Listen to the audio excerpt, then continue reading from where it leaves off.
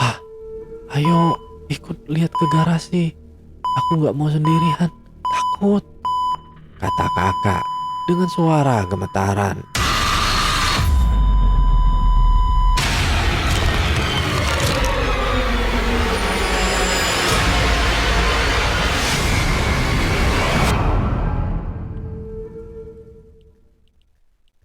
Halo para pecinta kisah horor di luar sana. Berjumpa kembali dengan saya, kurator dari kanal Suarna Lokaya. Kali ini kita akan membacakan kisah dari akun Twitter @bristory yang berjudul Hantu di Kursi Belakang. Untuk para pendengar yang mau membaca kisah ini secara langsung, saya juga menampilkan link pada kolom deskripsi. Dan silakan follow akun penulis. Sebelum kita masuk ke dalam ceritanya, saya mohon dukungan dari para pendengar untuk klik subscribe, like, and share. Dan jangan lupa aktifkan lonceng notifikasinya agar para pendengar tidak ketinggalan kisah-kisah terbaru dari Suarna Lokaya. Untuk para pendengar yang sudah memberikan dukungan, saya ucapkan banyak terima kasih. Dan semoga Tuhan juga melancarkan setiap usaha dari para pendengar. Mari kita mulai tenggelam dalam kisah ini. Kisah dimulai. Itu di depan mobil siapa, Pak? Bagus kan? Temen papa di kantor jual murah banget. Ya udah, papa beli deh. Wah, kenapa beli mobil tua sih? Sering mogok loh nanti. Enak aja kamu. Mesinnya masih bagus itu. Bodinya juga mulus kan? Itu percakapan dengan ayah ketika aku baru sampai rumah sepulang kuliah. Percakapan yang dipicu oleh keherananku ketika melihat ada mobil asing terparkir di halaman. Mobil yang terlihat umurnya sudah cukup tua, tapi bisa dibilang masih bagus penampilannya. Bodi mulus mengkilat. Papa ini ada-ada aja. Mobil tua dan kuno kok dibeli. Lanjutku. Itu mobil klasik, antik, bukan mobil tua. Dasar kamu ya. Jawab papa sambil terus serius melihat ponsel di tangannya. Tapi benar juga sih, mobil yang baru papa beli ini adalah BMW seri 3 tahun 80-an. Warna silver mengkilat.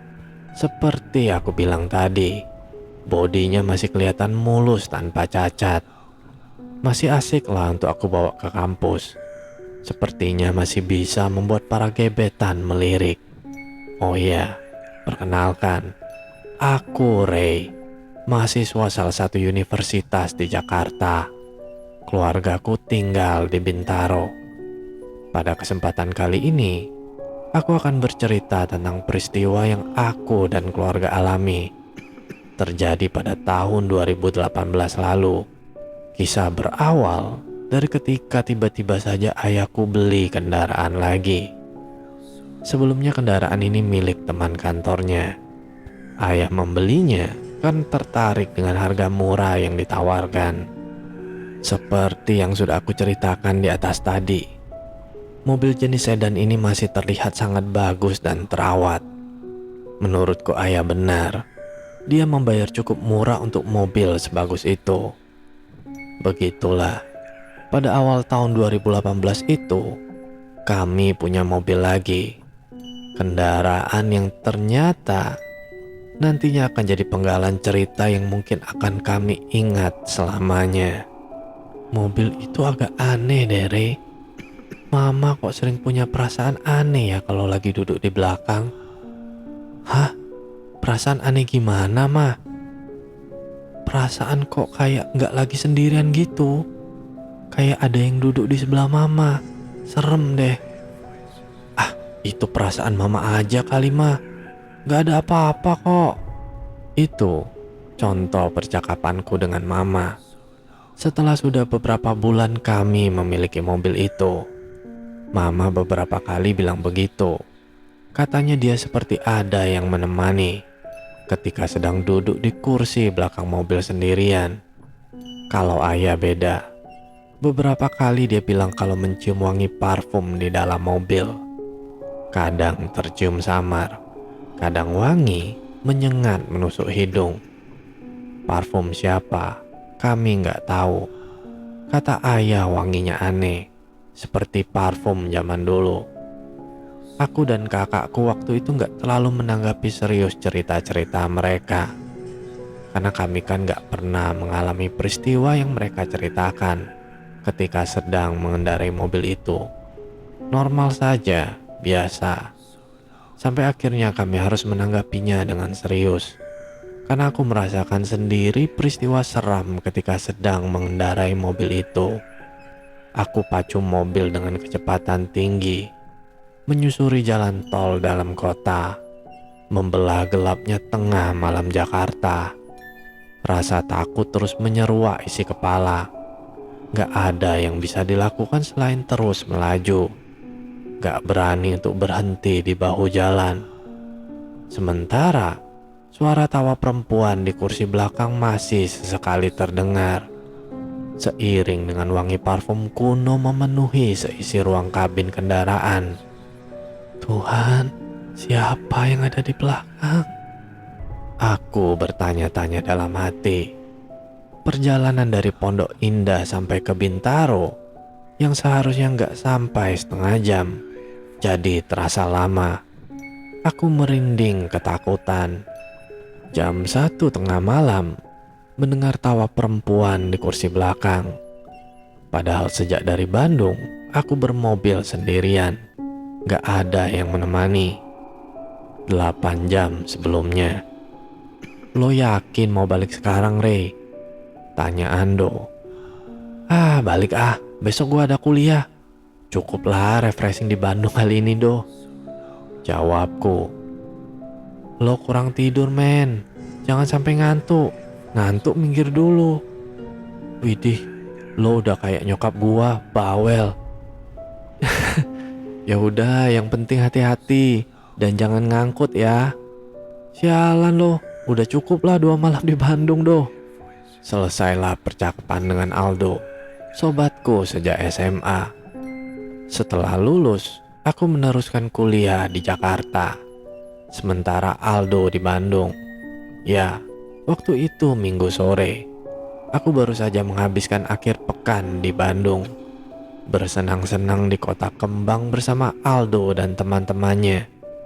Setelah selesai percakapan perpisahan itu, aku langsung pulang kembali ke Jakarta sendirian. Seperti yang sudah kita semua tahu, Minggu sore perjalanan Bandung-Jakarta dipastikan akan padat. Banyak kendaraan yang kembali pulang setelah berlibur di Bandung. Perkiraanku, jam 10 malam sudah sampai di rumah, di Bintaro. Kalau hanya macet, normal lah seperti biasa di jalan tol. Berkendaraan sendirian, menggunakan mobil kesayangan ayah. Mobil BMW klasik yang sangat beliau perhatikan perawatannya. Membuat aku gak bisa menginjak pedal gas dalam-dalam. Gak tega. Tingkat kecepatan normal, gak terlalu pelan dan gak terlalu cepat. Selain itu, memang badan terasa sangat lelah. Di Bandung kurang tidur, jadi khawatir kalau tiba-tiba mengantuk. Singkat kata, ketika baru saja melewati Purwakarta, hal yang gak aku inginkan terjadi. Macet, kendaraan berbaris tersendat, memanjang terus ke arah Jakarta. Oh Tuhan, masih sampai Purwakarta sudah mulai macet. Gumamku sendirian. Sudah jam 7 malam. Entah ini macetnya sampai mana. Alunan musik dari radio membuat aku sedikit terhibur. Bisa mengalihkan pikiran dari kekesalan yang mulai hinggap karena kendaraan hanya merayap pelan.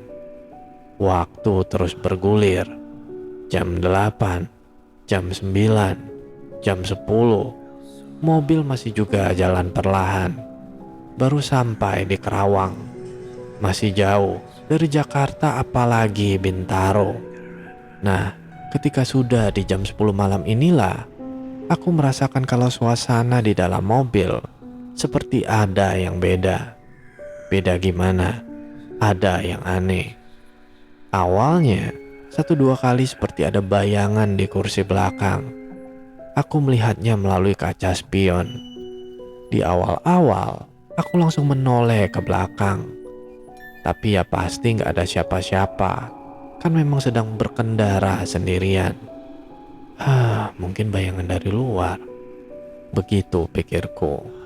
Pada titik ini aku belum punya perasaan takut. Walaupun bayangan itu beberapa kali masih kelihatan di ujung mata, selain dari spion. Kejadian aneh berikutnya ketika sudah mendekat ke jam 11, tercium wangi parfum. Wangi parfum yang sama sekali belum pernah tercium sebelumnya. Karena itulah, aku sangat yakin kalau ini bukan parfum ayah atau ibu. Aku yakin itu. Wanginya seperti parfum zaman dulu. Entah kenapa aku berpikir seperti itu. Tiba-tiba saja muncul di kepala. Memang sepertinya wangi parfum tua zaman dulu. Awalnya, wangi ini samar tercium. Antara ada, antara tiada. Tapi lama-kelamaan semakin menyengat. Ini parfum papa atau mama sih? Kayaknya tumpah nih di belakang. Itu yang ada di pikiranku awalnya. Kendaraan melaju sangat pelan karena jalanan masih tersendat. Saat itu pula lah aku coba untuk mencari di mana kiranya parfum tumpah itu. Lalu tangan kiri aku julurkan ke belakang, meraba kursi dan bagian bawahnya, dengan mata tetap memperhatikan jalan. Nah, ketika tangan sedang meraba-raba kursi belakang inilah, tiba-tiba aku seperti menyentuh permukaan dingin. Seperti permukaan kulit tubuh yang dingin. Aku kaget. Refleks langsung menarik tangan lalu menoleh ke belakang. Kosong. Kursi belakang masih tetap kosong. Syukurlah. Entah tanganku menyentuh apa tadi. Terasa seperti permukaan kulit manusia. Setelah itu, aku mencium jari-jari tangan kiri. Coba menghirup aromanya. Ternyata tanganku menjadi wangi. Wangi parfum yang sejak tadi mengusik indera penciuman. Nah, bener kan? Ada parfum tumpah. Begitu pikirku lagi. Setelah itu aku gak berpikir macam-macam lagi. Lalu terus konsentrasi melanjutkan perjalanan. Sementara itu, wangi parfum sesekali menyengat menyeruak seisi mobil. Selepas Cikarang, kendaraan mulai melaju lebih cepat. Gak lagi jalan merayap, kemacetan mulai terurai. Jam sudah di pukul 12.30 malam. Aku berbelok masuk jalan tol lingkar luar menuju Bintaro. Sial, di daerah Taman Mini sampai depan terminal Kampung Rambutan, kendaraan kembali tersendat. Ada perbaikan jalan. Tepat di depan terminal Kampung Rambutan, aku yang mulai merasa ngantuk tiba-tiba segar karena kaget. Sekilas, aku melihat ada sosok perempuan di kursi belakang.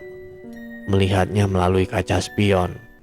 Sekali lagi, aku langsung menoleh ke belakang. Gak ada siapa-siapa.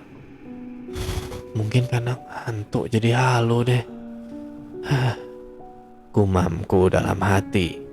Setelah itu aku nyalakan radio dengan volume tinggi supaya terus terjaga. Selepas dari Kampung Rambutan, jalan tol tiba-tiba lancar. Kendaraan mulai melaju kencang. Aku juga begitu. Mulai menginjak pedal gas dalam-dalam, pingin cepat sampai ke rumah.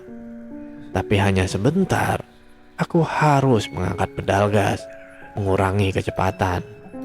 Kenapa? Karena penciuman kembali menangkap sesuatu. Kembali tercium wangi parfum. Namun kali ini menyengat menusuk hidung. Parah nih baunya. Setelah itu, kembali sesuatu terjadi. Aku mendengar tawa perempuan. Bukan cekikikan atau terbahak-bahak, tapi tawa yang pelan.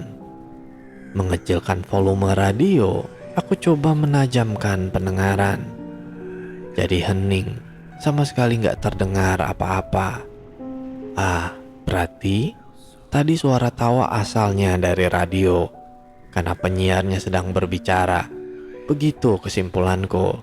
Lalu menaikkan volume radio lagi dan mempercepat laju kendaraan. Tapi ketenangan perasaan itu ternyata hanya sebentar. Ketika tengah melintas lewat depan Citos, akhirnya semuanya terjadi. Kejadian seram di dalam mobil ini.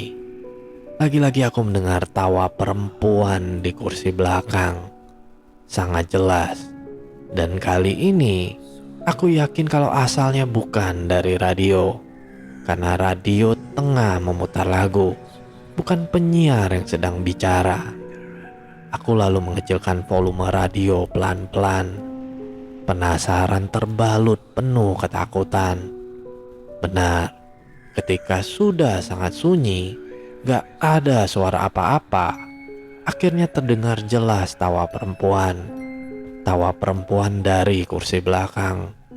Suara tawa itu diiringi juga oleh wangi parfum yang menyengat. Yang lebih mengerikan lagi, ketika gak sengaja melirik kaca spion, aku melihat benar ada sosok perempuan yang sedang duduk di kursi belakang. Duduk di sisi bagian kanan, tepat di belakangku. Perempuan ini hanya terlihat sebagian wajah dan matanya saja. Itu pun gak jelas karena tertutup rambut hitamnya. Tubuh langsung merinding. Bulu kuduk berdiri. Desir-desir aliran darah terasa mengalir cepat. Aku sangat ketakutan. Lalu mengubah posisi duduk supaya gak bisa langsung melihat kaca spion. Sementara tawa perempuan terus terdengar.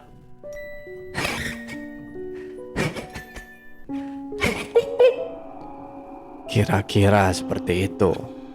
Aku pacu mobil dengan kecepatan tinggi, menyusuri jalan tol dalam kota, membelah gelapnya tengah malam Jakarta.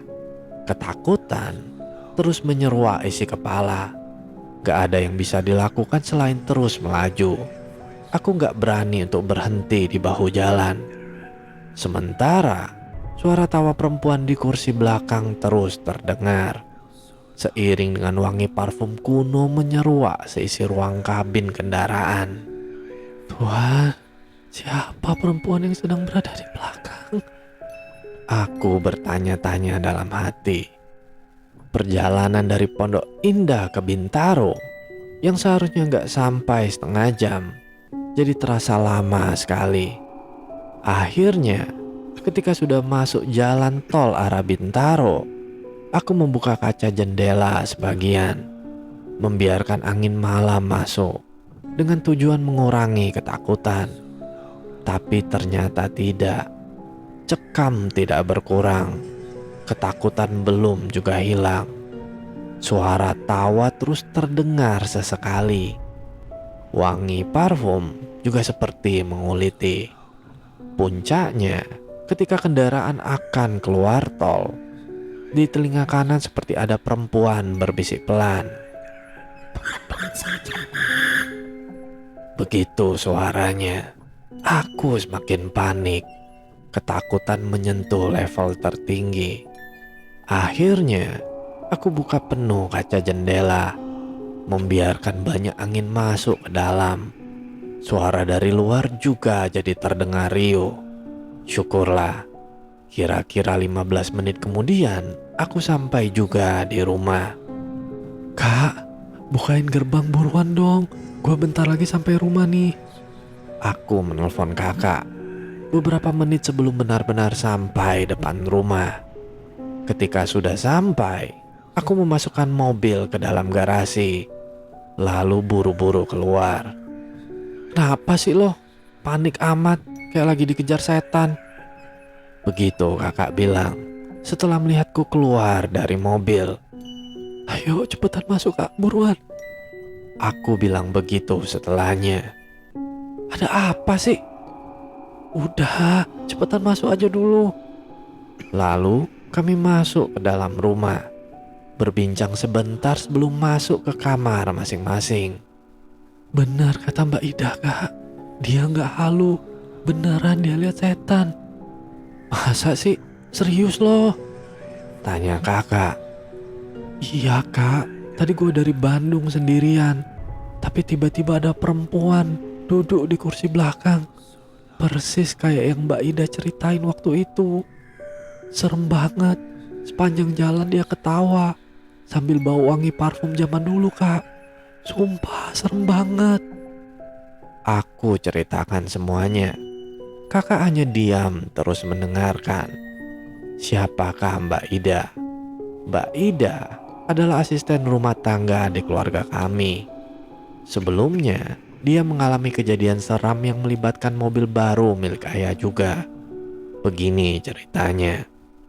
1 bulan sebelumnya, waktu itu malam hari, aku lupa hari apa. Kami masih kumpul duduk santai di depan TV sekitar jam 9. Lalu tiba-tiba papa bilang begini, "Aduh, kacamata papa ketinggalan di dalam mobil." Kebetulan waktu itu ada Mbak Ida juga sedang duduk menonton TV. "Ida, coba tolong ambil kacamata dong di mobil." Ayah bilang begitu. "Di mobil yang mana Pak?" tanya Mbak Ida. "Di mobil silver," jawab ayah. "Eh, gak, gak bisa besok pagi aja Pak. Emang mau dipakai sekarang ya?" tanya Mbak Ida sambil agak gelagapan bicaranya. "Sekarang Ida, mau ada yang saya baca di HP nih." "Kenapa sih? Kamu takut hantu?" "Gak ada hantu di mobil itu. Sudah tolong ambil sana." Begitu kata ayah. Hantu di dalam mobil?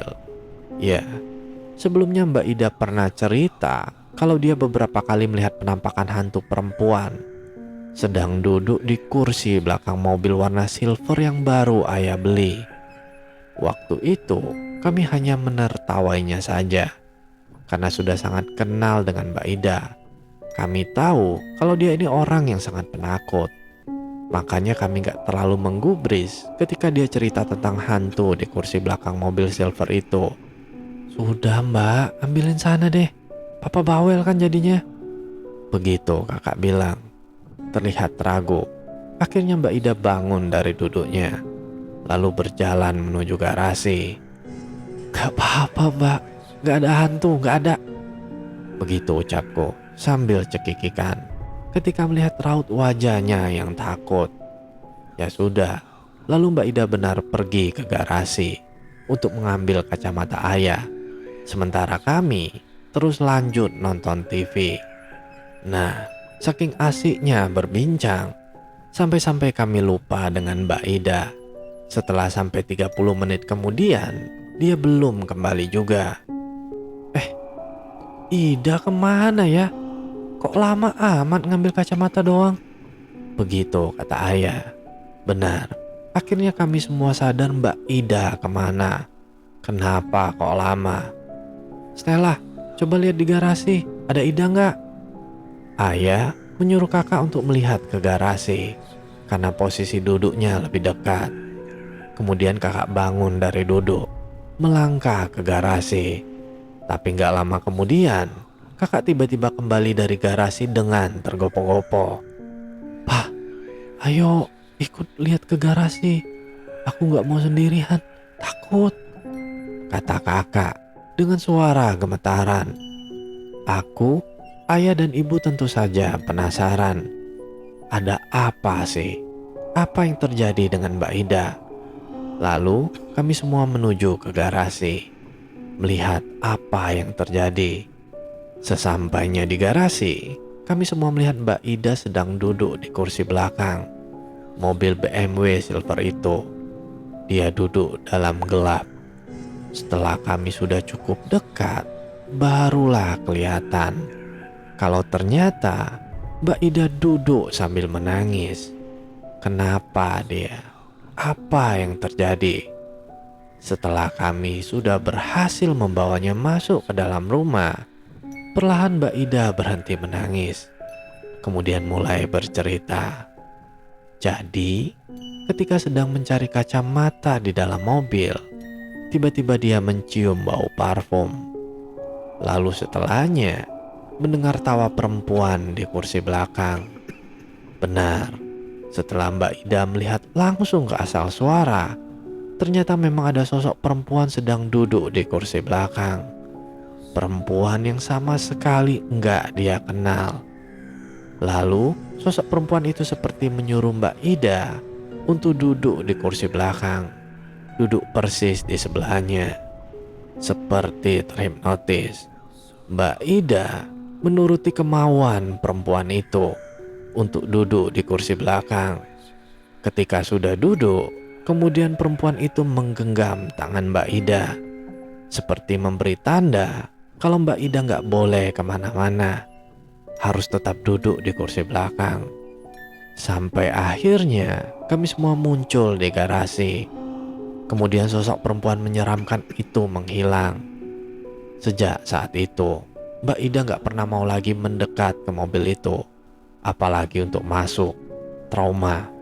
Akibat rangkaian banyak kejadian seram yang kami alami, akhirnya membuat ayah menyerah.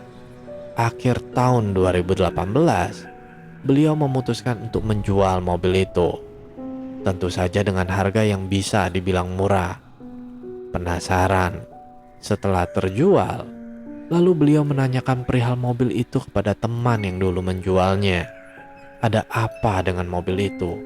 Apa sejarahnya? Lalu teman ayah bercerita, jadi ternyata keluarganya juga mengalami rangkaian kejadian seram yang melibatkan mobil itu. Kejadian seram yang akhirnya membuat mereka sekeluarga ketakutan dan trauma. Makanya dia akhirnya berniat untuk menjualnya. Lalu ayah membelinya dengan harga murah. Lalu siapa sosok perempuan yang sering muncul dengan wangi parfum di kursi belakang? Sampai sekarang kami nggak tahu jawabannya. Selesai. Halo para pendengar, sudah merinding dengan kisah ini? Baiklah, jika para pendengar suka dengan kisah ini, silakan tinggalkan komentar di kolom komentar. Dan bagi para pendengar yang memiliki kisah horor yang ingin dibawakan, silakan kirimkan ceritanya ke email suarna.lokaya@gmail.com. Cukup sekian kisah horor kali ini. Semoga para pendengar beserta keluarga sehat selalu. Dan sampai bertemu lagi dengan kisah horor berikutnya. Tentu saja di kanal Suarna Lokaya. Bye.